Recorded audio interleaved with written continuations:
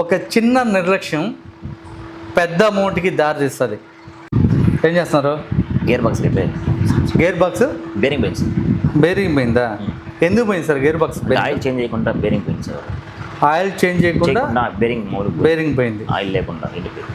Friends, మీకు ఏదైనా ఒక స్కూటర్ ఉంటే అది 125cc పైన ఉంటే దానికి గేర్ ఆయిల్ ఖచ్చితంగా ఉంటే ఇంజిన్ ఆయిల్తో పాటు గేర్ ఆయిల్ మార్చుకోండి.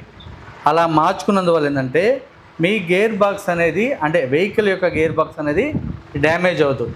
ఒకవేళ గేర్ బాక్స్ అనేది డ్యామేజ్ అయితే నియర్ బై 8,000 రూపీస్ దాకా అవుతుంది. హోండా యాక్టివా లాంటికైతే 5,000 నుంచి 6,000 రూపాయలు అవుతాయి. ఒక చిన్న నిర్లక్ష్యం పెద్ద అమౌంట్కి దారి తీస్తుంది. ఖచ్చితంగా గుర్తుపెట్టుకోండి.